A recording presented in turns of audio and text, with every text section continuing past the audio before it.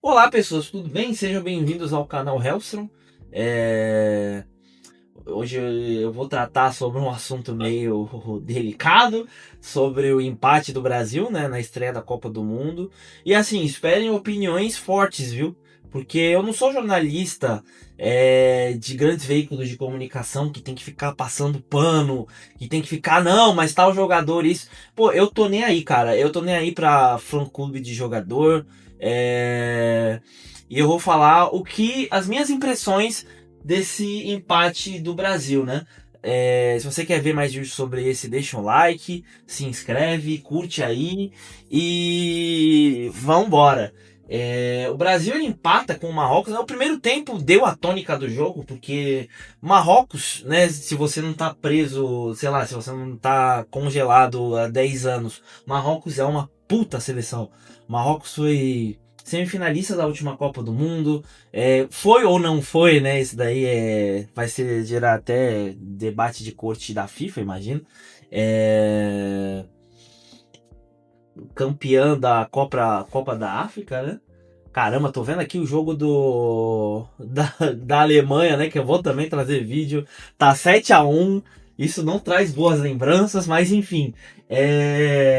Vamos lá. Marrocos ele começa jogando com uma pressão alta.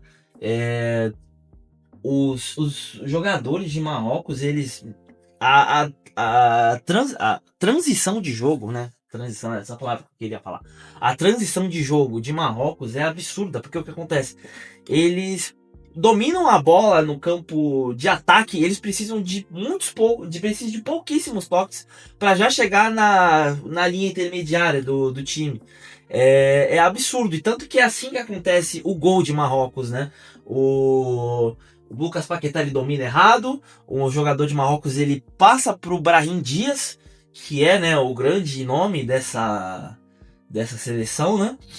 E o Brahim Dias ele dá um passe, meu, para você ver, o passe do Brahim Dias ele vai entre o Gabriel Magalhães e entre o Marquinhos, que ao invés de, pô, temos o jogador aqui no meio passando aqui. O que a gente pode fazer? De diversas opções. Um chega nele, ou você faz linha de impedimento, que seria o normal de se fazer, mas não, eles continuam acompanhando o cara correndo, e aí a cereja do bolo, a cereja de bosta desse gol é quando o Alisson. Mano, eu já tô ficando nervoso só de lembrar desse jogo. Quando o Alisson ele sai da área, ele sai meio que, tipo, incerto do que fazer. Ele tá na linha, na meia-lua. E aí o cara vai lá e só, pum. O Ismael Saibali, né, que é o centroavante do PSV, meteu gol a rodo na Eredivisie. Foi artilheiro, né, se eu não me engano, lá. E ele faz um gol, tipo, golaço. Mas assim, foi um erro, nossa, um erro que denota o quanto essa defesa da seleção é frágil.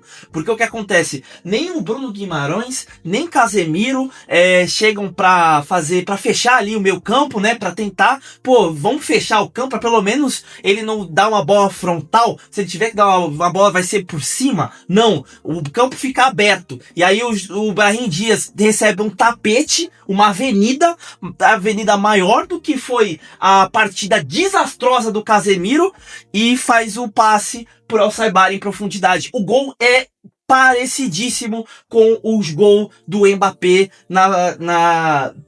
no amistoso. E isso para mim já denota o quanto que parece que essa seleção não treina a defesa. Não, eu acho que o treinador de defesa deve ser o filho lá do Ancelotti lá. Eu vou falar sobre o Ancelotti, calma aí. E a gente vê no Botafogo que o cara é um desastre. E aí o que acabou acontecendo? Marrocos começa a fazer pressão, não fez mais gols, eu não sei como, porque foi um pouco meio que preciosismo, tinha umas bolas que às vezes era só, tipo, dominar e chutar, eles passavam. Tava assim, esse nível, né? Pra mim, o Casemiro, meu, partida péssima do Casemiro e do Ibañez. O Casemiro parecia um velho correndo. E eu não tô sendo etarista aqui não, tá? Tem muito senhorzinho aí de 60 anos de idade que faz maratona aí, que corre mais do que o Casemiro e do que o Ibañez, né, na seleção. E o seu Paquetá? Mano, eu tô querendo fazer um vídeo com um tópico, mas eu não estou conseguindo porque as coisas estão vindo e eu tô meio que, sabe, só soltando. O Paquetá pra mim fez uma partida defensivamente ok, né? Ele meio que foi, né? O Brasil, esse esquema tático para mim que eu acho asqueroso de 4-2-4 mas o Paquetá era, né, um desses quatro de frente que recuava um pouco, então ele conseguiu fazer, né, algumas faltinhas táticas ali, mas ofensivamente foi péssimo. Ele nem sequer pisou na área direito, não conseguiu municiar os homens de frente, que inclusive Igor Thiago, meu Deus do céu, cara. O que não jogou Igor Thiago também? Foi um conjunto de desastre. E nisso, o único para mim jogador que se salva nesse confronto é o Vinícius Júnior. E olha que ele não fez tanta coisa, mas ele fez o mínimo, ele fez o básico que a gente espera dele. Numa ótima jogada individual, que foi a tônica do jogo dele, né? Já que o senhor Carlo Ancelotti, ao invés de convocar laterais ofensivos, ele só colocou. Ele só tem lateral defensivo nessa porra. O lateral mais ofensivo dele é o Alexandro, que não faz isso há anos. O Alexandro já não tem velocidade mais, né? O Douglas Santos é um cone no jogo ofensivo. É um jogador ok no jogo defensivo. É um lateral defensivo. Mas agora você ter dois laterais defensivos num time que já tem dois volantes que são estáticos, para mim é um desaforo. É você ver que parece que, sei lá, ele tá querendo criar o Catenaccio 2.0 aqui. E aí o Vinícius Júnior ele pega, né, da ponta, ele faz ali, eu acho que faz uma jogadinha ali, meio que, eu acho que, se eu não me engano, eu não lembro com quem é, eu acho que é o Rafinha, né, ele faz meio que uma tabela, mas o gol é dele, né, é o estilo que a gente vê ele fazendo no Real Madrid. Ele pega a bola, dá um chutaço muito forte, a bola vai na bochecha do goleiro, e aí o Brasil empata, né? Aí você fala, pô, caramba, legal, né? Mas continuou o jogo que vinha sendo antes. Marrocos sempre deixando o Brasil com a bola. O Brasil perde a bola, Marrocos chega de uma forma muito perigosa, ou quase, né? Tipo, chega muito perto da grande área. Para mim, o melhor jogador desse jogo, eu acho que pra FIFA, né? Eu acho que porque é votação popular, né, galera? Votação popular, porra, tem Brasil, tem vitória, tá ligado? Mas pra mim o melhor jogador do jogo foi um moleque de 18 anos. 18 anos. Que é o Boadi, que é do Lille. E. Meu, foi fantástico. Você viu um cara de cabeleira grandona? Meu, o cara estava em todos os lugares do campo. Tipo. E ele é um volante. Pra você ver. Ó, dois volantes. O Brasil tem dois volantes, que é o Bruno Guimarães e o Casemiro. Nenhum deles é um volante de criação. Os dois são volantes defensivos. E aí já meio que começa por aí. Pô, como é que o Brasil, que, pô, vamos pegar só, sei lá, anos 2000, o tanto de volante de criação que o Brasil tem, e o Brasil não tem um volante, um 8, né? O Brasil joga basicamente com dois 5 ali fazendo a marcação e tem o Paquetá que ele meio que é um todo campista ali, né? Mas ele não fez o que ele deveria fazer, que é a conexão entre a linha de volância e a linha de ataque, né? E para mim o que tá faltando ali é meio de campo nesse time. Tanto que o Fabinho entra no segundo tempo, melhora um pouco as coisas. Danilo, que é um lateral também defensivo, ele entra, melhora um pouco. Mas também, vamos lá, ele melhora. Mas ele melhora porque o jogo do Ibañez foi horroroso. Foi um dos piores jogos que eu já vi um jogador que está de lateral fazer pela seleção. É... E aí eu tenho que. Meu, eu tenho que. Caraca, eu tô dando uma relaxada aqui, porque eu comecei meio nervoso esse vídeo. O jogo que o Rafinha fez. Galera, Rafinha fez um jogo horrível. E ele ficou 90 minutos. O Rafinha fez um jogo tenebroso e ele ficou 90 minutos em campo. Pra mim, isso é bizarro. É bizarro não ter colocado o Endrick ali. Porque, que nem eu falei, o melhor jogador da partida pra mim foi um moleque de 18 anos. Que resolveu pro Marrocos, tava em todo lugar do campo, distribuindo bem o jogo. E o Brasil não tem um volante igual a esse, né? Eu não consigo pensar num volante atuando hoje que poderia fazer esse tipo de função no campo, né? O Brasil tem esses problemas de peças, mas para mim o grande problema desse jogo foi o senhor Carlo Ancelotti, porque ele meio que no segundo tempo viu, ah, não, empate tá bom. Aí ele começou a colocar um monte de volante e defensor, né? Ele já vira o jogo, né? Trocando o Casemiro e o Fabinho, né? O Casemiro pelo Fabinho. E ele tira o Ibañez pelo Danilo, que pra mim, pô, podia ter feito essa substituição, sei lá, com 30 minutos de primeiro tempo, que já dava pra ver que isso não tava dando certo. E o segundo tempo meio que fica nisso aí também, né? Marrocos chega algumas vezes. Meu, a partida que o Alisson fez pra mim foi, nossa, é, é difícil eu julgar. Porque acontece, eu vejo a maioria desses jogadores aqui em clubes e, pô, eles são jogadores espetaculares em clubes. O Alisson, por exemplo, pô, o Alisson é um goleiraço ali, ninguém mexe nele no Liverpool. O Rafinha, pô, jogadoraço no Barcelona, mas aí quando veste amarelo, os caras amarela, literalmente. O Alisson ele fez ele tem um lance ali no final ali que pra mim é pavoroso, cara. É nível muralha no Flamengo, que o jogador de Marrocos chuta a bola claramente é pra fora, era só ele fazer o acompanhamento. Ele não, o que ele faz? A bola dá uma quicada, ele espalma, só que na hora que ele espalma a bola, escapa da mão dele e ele quase entrega um gol de bandeja pra Marrocos. Tipo, é esse nível. É um goleiro que, por mais que seja o melhor goleiro que a gente tem, é um goleiro que não faz defesa difícil. Tem tudo isso. O brasileiro meio que conta essas coisas. Por exemplo, eu sou santista. O Brazão, que é o goleiro do Santos, ele tem diversos defeitos. Mas ele é um goleiro que ele faz defesas difíceis. Então ele tem como que eu posso dizer? Ele tem um respaldo maior da torcida por conta disso. Ah, e daí que não sabe jogar com o pé? E daí que falha em bola aérea? E daí pra essas coisas? É muito afobado. Mas o cara tá ali na trave, ele faz uma defesa difícil. E o Alisson, ele não consegue fazer essas coisas. Ainda quase entrega um gol. E esse gol de Marrocos também vai na conta dele, porque não era para ele ter saído. Se você tem dois zagueiros que já estão acompanhando o jogador e ele claramente já vai ficar abafado na hora de tentar o chute, você não sai do gol. Você não sai do gol.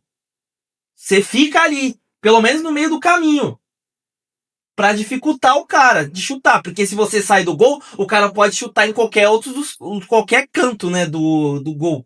E ou te encobrir, que inclusive é o que aconteceu. Não era um atacante de merda sei lá, da quarta divisão da Inglaterra. É um cara que tá cotado para times grandes na Europa.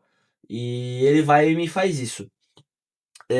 Vamos falar um pouquinho sobre o senhor Carlo Ancelotti. Pra mim, tem essa coisa de não ter colocado o Endrick. Para mim, foi a pior decisão que ele fez, porque poderia ser um jogador que faria uma fumaça, mas assim, o time que ele entra e ele vê no segundo tempo, pô, tem alguma coisa muito errada aqui. Mas eu vou manter o Igor Thiago. O Igor Thiago, que falhou com uma cabeçada, tipo, bizonha, bizonha, e eu vou manter esse cara. Aí ele troca o Igor Thiago. Aí quem que ele coloca? Não, não vou colocar um centroavante, vou colocar um cara que joga de meia, que é o Matheus Cunha. Tipo, meu, o que tá acontecendo, cara? Eu acho que são 13 jogos Ixi, tem gente que vai chiar agora com esse número aí. São 13 jogos do Ancelotti, se não me engano, pela seleção. E o aproveitamento dele é igual ao do Dorival. Eu acho que agora a gente pode começar a criticar. Eu tenho absoluta certeza que a gente pode começar a criticar. Eu não sei por que deram renovação automática para esse homem. Tudo bem que ele é um multicampeão, mas ele não tem nenhuma experiência em seleção. A experiência dele em seleção é zero. Aí vamos ao a coisa mais criticável dele. Que negócio é esse que ele tem contra o Endrick, cara? Estou numa partida de 1-1, grupo meio embolado ali. Vou só colocar defensor, não vou colocar um centroavante. Aí Marrocos se cresceu no jogo. Quase que Marrocos faz mais gols. Eu não entendi o porquê ainda Marrocos respeitou a seleção ainda no meio que no final do jogo, né? É, e é isso, galera. Ó, não contem com Hexa esse ano. Se continuar essa formação, Igor Thiago, esses caras aí, ele vai morrer abraçado. Casemiro, que pra mim fez um jogo horroroso, eu já falei isso já várias vezes, mas tem que ser salientado. O Rafinha, cheio de marra, essa toda entrevista parece que quer ser o Auraman. Pô, tomar jogue pela seleção que você joga pelo Barcelona. Pô, que não pode faltar na sua necessaire. Creme de corpo, mas eu gosto de usar também hidratante, só que o hidratante tá lá no clube. Very sexy. Toma milkshake de morango. Nó, é muito cremoso. Doce. Ah, você leva, tipo, no vestiário, você tá com o Angel assim? Eu achei que você usava do clube. Mas daí às vezes não é tão... ele parece que ele tem um rancor de não ter sido convocado pela Itália, que até hoje ele faz essa merda. Porra, se ele fosse, nem ia estar jogando Copa do Mundo, cara. Você ia estar aí nas tuas férias aí, curtindo aí. Porque a Itália é uma seleção tão fraca que não consegue se classificar para uma Copa do Mundo com 48 seleções que tem Curaçao. Curaçao tá na Copa e a Itália não tá.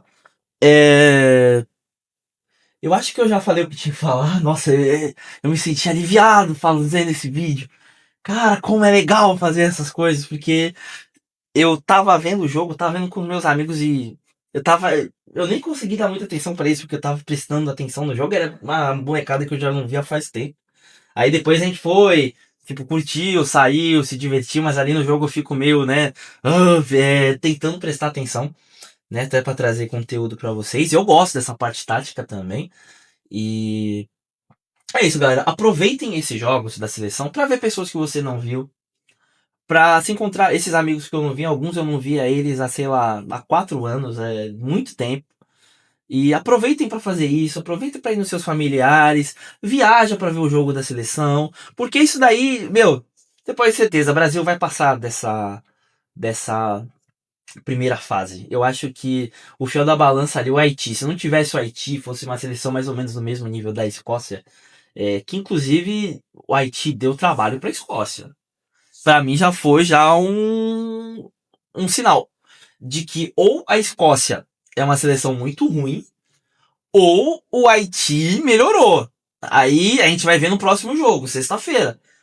Vai ver como é que vai ser Brasil e Haiti, né? Curaçao, eu tava vendo o jogo, né, aqui, né? Curaçao é mais ou menos no mesmo nível do Haiti, né?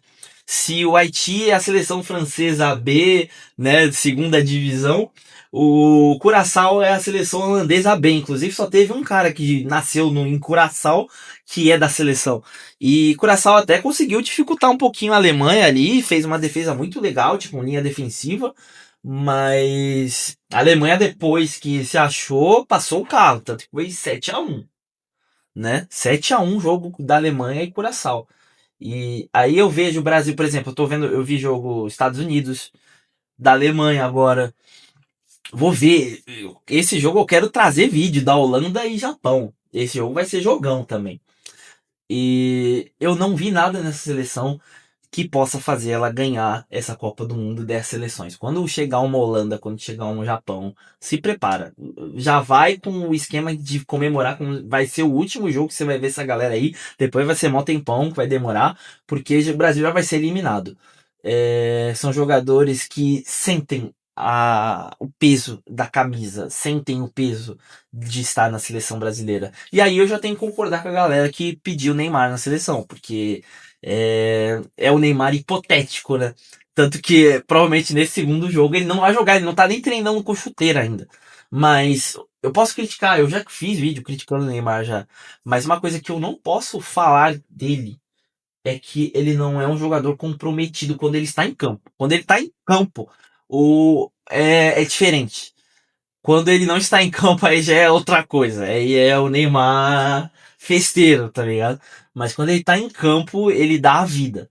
E algo que eu não vejo em Casemiro, algo que eu não vejo em Rafinha, algo que eu não vejo em nenhum desses jogadores. O Vinícius Júnior até jogou bem esse jogo, tem que ser dado louro para quem merece, mas vamos ver que ele vai continuar fazendo isso.